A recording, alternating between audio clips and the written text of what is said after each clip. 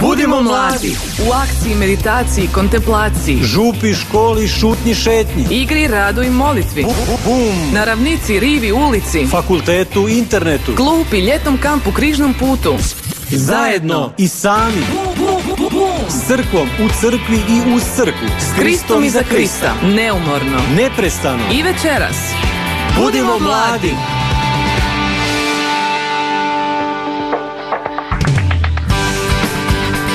Cijenjeni slušatelji, mi ispunjavamo svoja obećanja. Kao što smo rekli prošlog ponedjeljka i ovaj ponedjeljak smo s vama. Ante, što si ti obećao u posljednje vrijeme?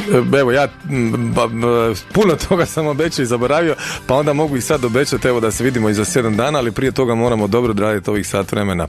Zar sumnjaš? Zapravo, ja bi danas htio dragim ženama čestitati Međunarodni dan žena, meni je svaki dan Međunarodni dan žena. Pokušavam zamisliti svijet bez žena i nekako mi baš ne uspijeva, jer evo i ovu emisiju u konačnici ne bi bila ostvariva zadnje vrijeme, a da ne bude da se sve ne svodi na 8.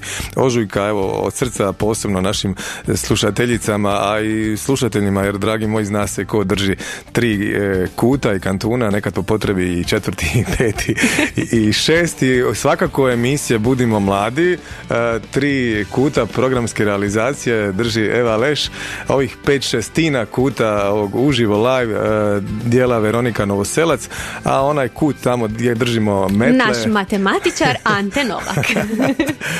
Dragi naši, povodom današnjeg 13. ožujka Papinoga dana, čime obilježavamo izbor Pape Franje za poglavara Katoličke crkve i Svečane akademije u Zagrebu, ugostit ćemo Darija Burjana, predsjednika križarske organizacije i organizatora Papinoga dana. Ujedno ćemo vas upoznati s poslanjem križara, saznati čime mlade obogaćuju i jesu li zadovoljni reakcijama i odazivom u njihovom novom projektu Papin dan u školi. Budimo mladi! Emisija za sve generacije. Budimo mladi! Emisija da je za sve generacije. Da je za njihovu djecu.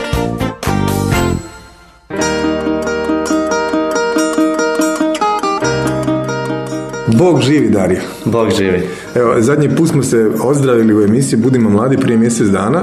Dario Burjan, predsjednik križarske organizacije u Hrvatskoj. Odjavili smo naš razgovor i obećanjem da ćemo se uoči Papinog dana, zapravo u Papinom danu jutro, jer u ovim trenucima traje akademija, ponovno sresti, evo tu smo zajedno. Zar je već toliko prošlo? Da, zar je već toliko prošlo. brzo vrijeme. Jednom inženjeru elektrotehnike zapravo vrijeme može biti prostor pomalo relativna stvar, ali evo sad smo u vremenu. Htio bih postaviti nekoliko predpitanja.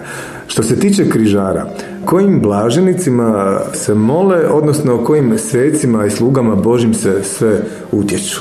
Evo, ja ću sad pozdraviti za početak. Bog živi, makar sam se malo i upleo u riječ, oprosti na tome. Kada govorimo o križarskim blaženicima ili onima koji se utječu, evo, postoje tu prije svega zaštitnici križara, tu bih spomenuo Ivanu Aršku, zaštitnicu križarica, i svetog Ivana Evanđelistu kao zaštitnika križara. Međutim, uz njih oni koji su utjecali na križare najviše su prije svega blaženi Ivan Merc, koji je i duhovni utemeljitelj križarstva, odnosno pričali smo to i u prošloj emisiji, pa čisto ukratko da ponovim da je on bio jedan od onih začetnika Orlovskog pokreta koji je poslije prerastao u križarstvo, međutim on kao mladić je umro i onda nije u biti dočekao te 2 godine razmaka do pokretanja križarstva. Svakako tu je još jedan blažnik koji je također bio dio ove organizacije Orlovsko-križarske, to je blaženi Alojzije Stepinac, koji je u svojoj mladosti svoj put vjere kao mladić također pronašao u ovoj organizaciji. Službenici Božji? A službenici Božji također redovno u 10. mjesecu na dan domovinske zahvalnosti, eto kako je to lijepo posloženo da uvijek bude neradni dan u Hrvatskoj, da se može lijepo obilježiti, obilježava se dan službenice Božje Marice Stanković. Ona je također vrlo vezana uz križarstvo i orlovstvo kao i Merc, jer su bili suvremenici. i ona je bila predsjednica ženske grane, odnosno križarskog sestrinstva. A tu je još jedan sluga Božji od kojeg možemo reći da je nekako potekao taj pokret katoličke akcije ili hrvatski katolički pokret, to je baš onako i isprepleteno. U 20. stoljeću je krčki biskup, sluga Božji Antun Mahnić. Eto, to je, možemo reći, jedan četverolist onako kojem se utječe uz zaštitnike kojima se križari utječu. Ova značka koju nosite tu na lijevom ovratniku jakne, jel vas pitaju kolege križarska je, što je to, odnosno zbog čega to nosite?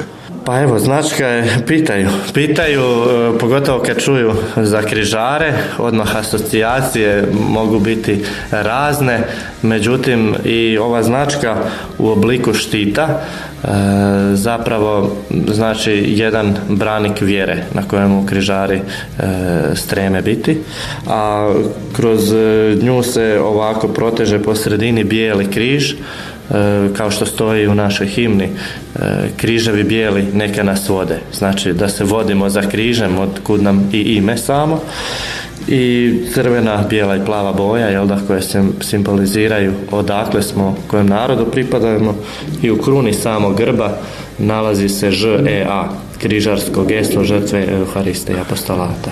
Inače, evo, Dario je okružen stotinama svojih kolega na poslu.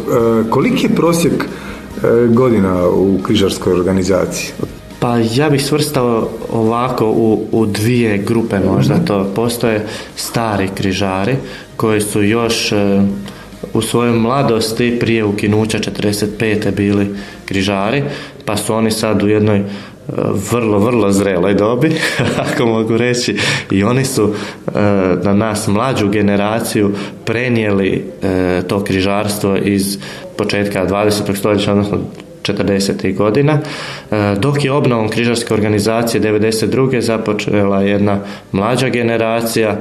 Tu ima nekoliko nas možda koji smo ostali ustrajniji, blizu 40 godina, dok je neki prosjek, evo rekao bih, oko 20 godina.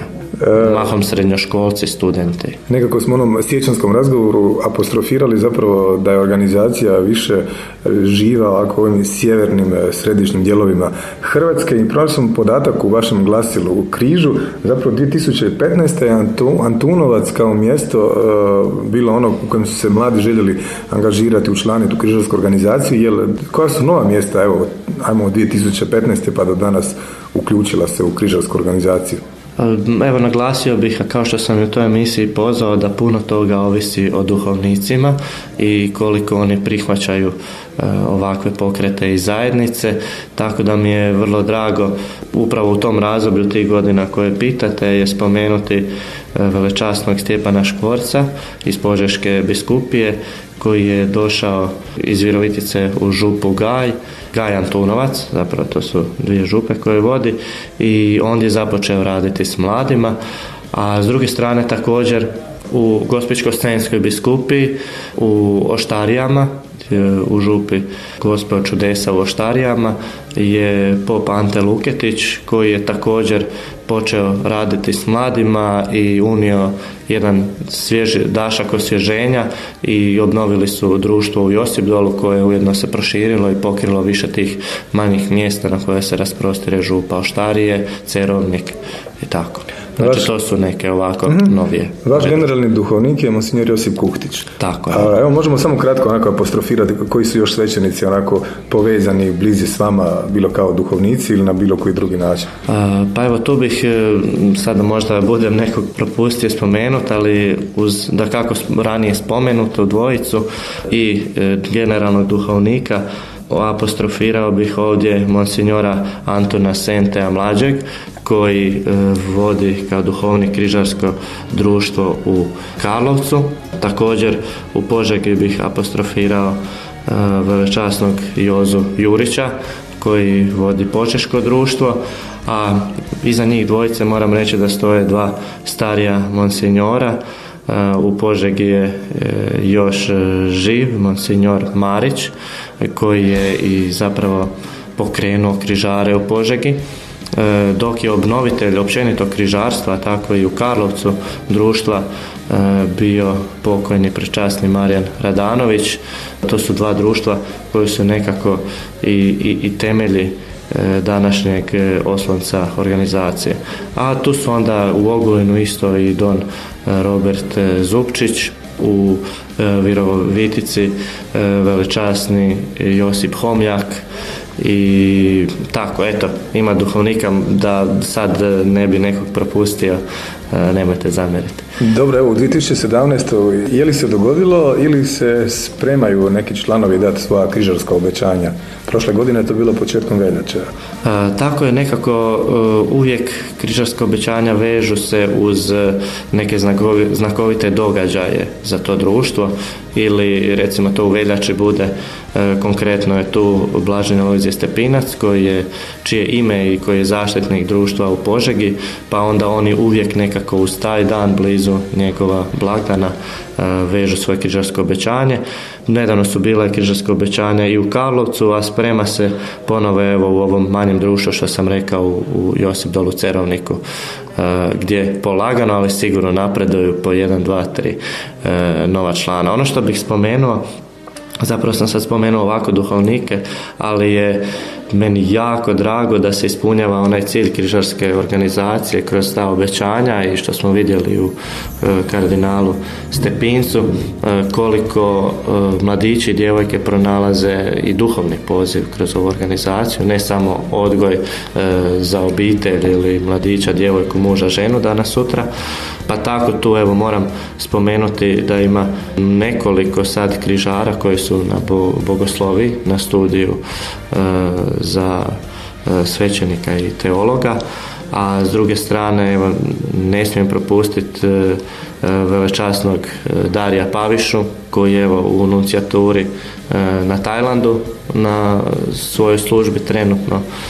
Tu su i velečasni Marko Vuković sada u Rimu, dodatno tajnik kardinala Bozanića, velečasni Matija Pavlaković koji je rektor sjemeništa na Šalati, koji su eto možda ovako slušateljima poznatiji, a koji su svoj odgoj i duhovni put prošli kroz križarsku organizaciju. A mi svima koje slučajno niste sad spomenuli, ispričavamo se putem programa Hrvatskog katoličkog radija i drago mi je, i to sam pronašao evo, na 3 mjesta, imate naslovnike svojih društava, konkretno u Josipdolu je Dragutin Fifka, u Ogulinu Dragutin Kukalj i u Zagrebu Antun Mahnić, u Zagrebu je i sjedište na kapitolu križarske organizacije. Ja bih dodao još Julije Birger u Slatini. Evo, isto spomenuli ste, znači, po svećenicima, ali mučenicima. Povodom ovom razgovoru je Papin dan, Svećana akademija koja je u tijeku na Kaptolu, povodom 13. ožujka 2013. kada je evo Papa Franjo izabran za poglavara Katoličke crkve. Sad se odmaramo uz glazbenu pauzu i onda krećemo u drugi dio razgovora.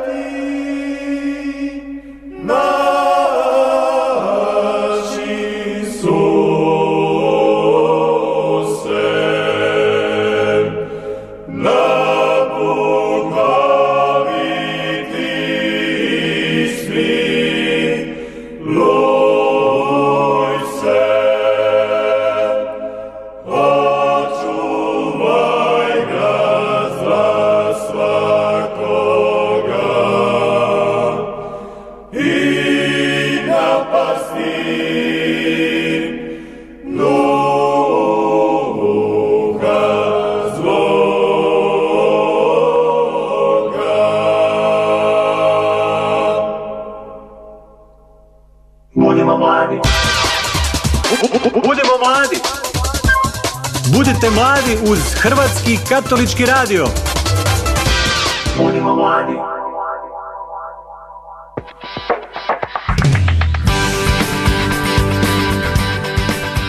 S nama je naravno, poštovani slušatelji, i dalje Dario Burjan, predsjednik križarske organizacije Hrvatske. To se može apostrofirati ili prelazite granice s obzirom na Gospićko-senjsku biskupiju, jer ona je dijelom u BiH, kako to funkcionira kod vas? Pa evo, nema trenutno društvo u BiH, makar moram reći da malo dok sam iščitavao one spise iz tamo 30-ih, 40-ih godina je bilo jako mnogo društava, posebno u BiH, u Vojvodini, međutim evo obnovom 92. je sve obuhvaćeno ipak samo u Republici Hrvatskoj. Ne možemo govoriti kako je večeras na Papinom danu jer je u tijeku, ali evo to ćemo možda već i sutra u programu HKR-a, ali evo prošlogodišnjem iz 2016. Nisu nužni detalji, nego onako onaj osobni osvrt, evo što je vama ostalo onako u prvom sjećanju, onako što je lijepo u takvim događanjima?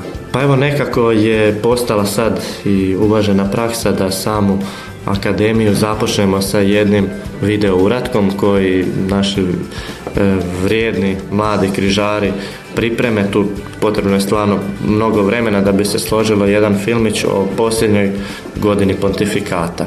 S tim filmom krenemo da se malo podsjetimo gdje je to bio Papa u zadnjih godinu dana, što je radio, s kim se susretao i sa svime time kakvim nam je poruke poslao, da vidimo kamo crkva ide danas, odnosno kamo svi mi trebamo stremiti.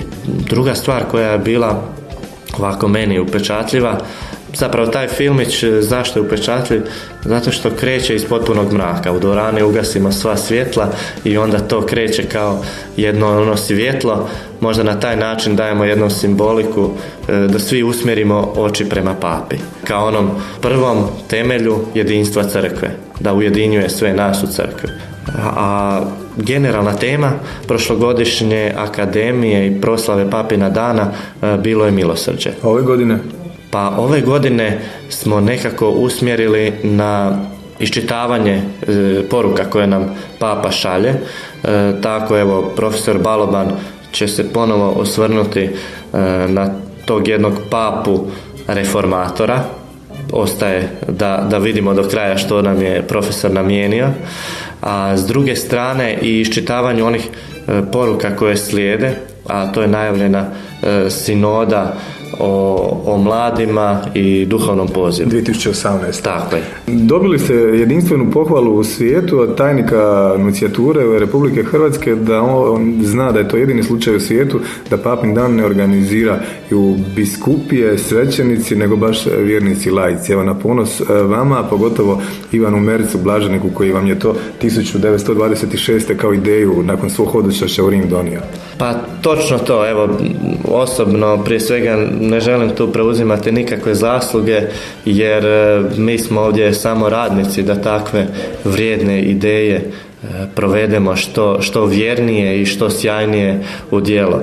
A svjedoci smo zapravo da takve ideje najčešće dolaze od onih jednostavnih, Bogu vjernih i iskrenih ljudi koji su zapravo i samozatajni, pa onda evo drugi na neki način te ideje pronose dalje. Tako sam blaženi Ivan Merc nije baš mnogo doživio tih papinih dana i proslava, ali eto, križari su nastavili njegovo djelo. A tako bih spomenuo uz ovu akademiju i proslavu papina dana u školi, koja je isto tako jedna ideja došla upravo od takvog jednog samozatajnog čovjeka.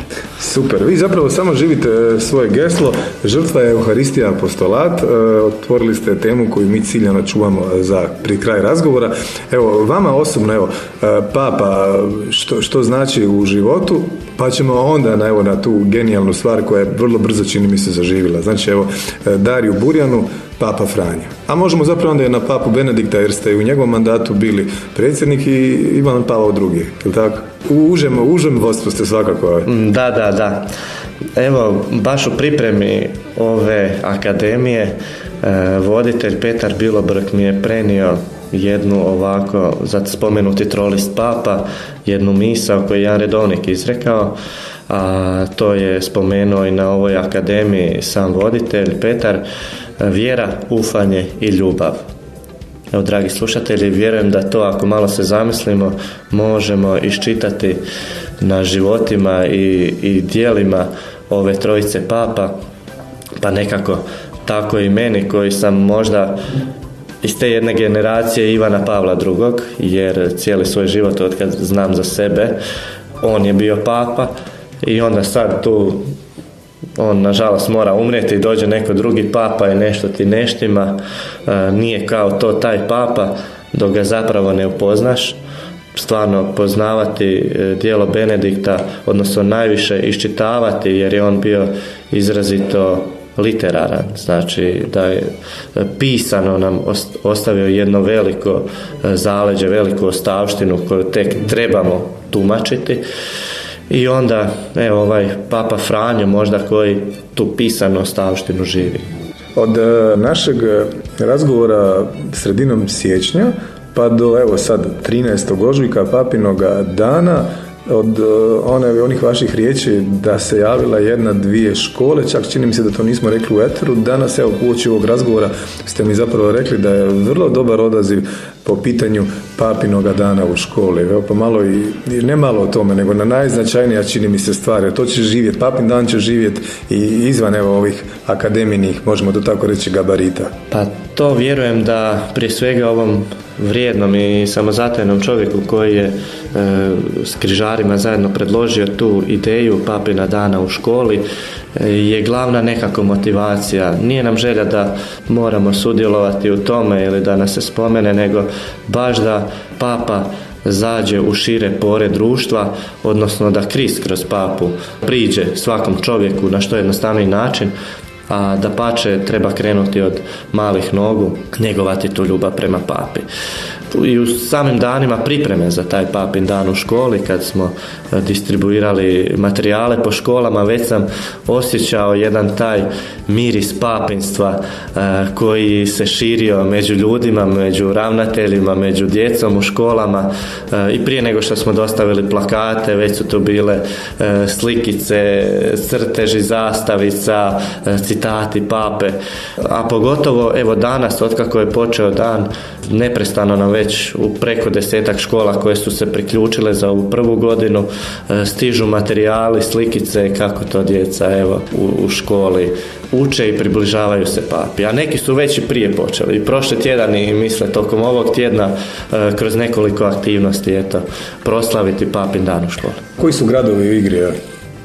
Ovako, krenuo bih ponovo od Slavonije, tu su Požega, Virovitica, Slatina, ovdje u Zagrebu je proslava također na više mjesta i u blizini Karlovca jedno manje mjesto Skakavac. Uopće ne sumnjam da ste već napisali brzojav kojeg ćete proslijediti papi putem inicijature.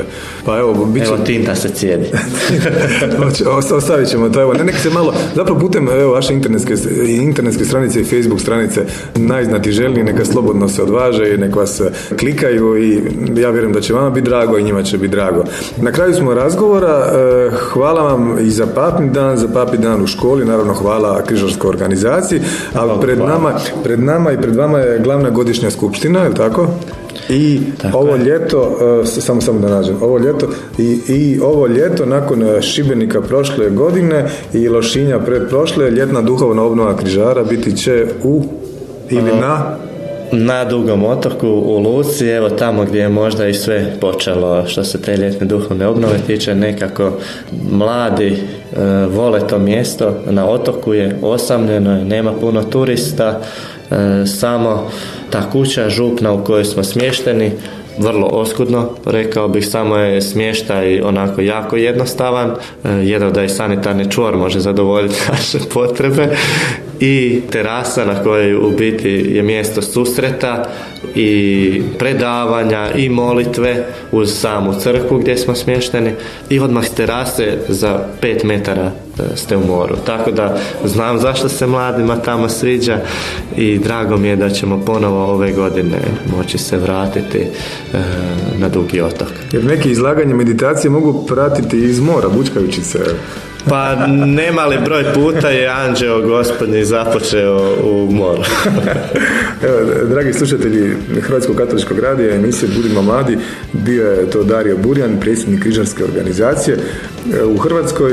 Evo, na kraju smo završna poruka, u tijeku je akademija papinog dana, vi ste glavni organizator i svega drugog čemu se mladi mogu priključiti ako se odvaže priključiti križarima u svom mjestu ili potaknuti svog svećenika, duhovnika, hajmo i mi u tu lijepu obitelj, mogu reći blaženog Ivana Merca. Tako je. I pozvao bih sve slušatelje da ne slušamo, odnosno što neki možda sumnjivih namjera pišu o papi, interpretiraju njegove izjave, nego da probamo naći baš neki pouzdan izvor, da vidimo što nam to papa poručuje, jer evo, citirat ću blaženog Ivana Merca, narod koji ne slijedi papine smjernice mora da srlja u propast. Tako nemojmo biti takav narod, nego narod koji slijedi papu i ide u svijetlu budućnost. Dario, hvala vam. Hvala vama.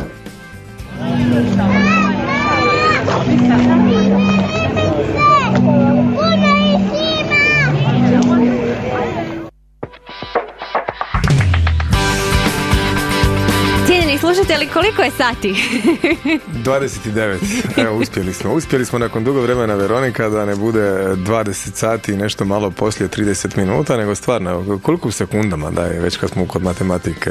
Koliko je u sekundama? 54, 5, 6. Poštovani slušatelji, bio je ovo Budimo mladi, ni manje ni više nego 443, što znači da za tjedan dana će biti 444. Jo.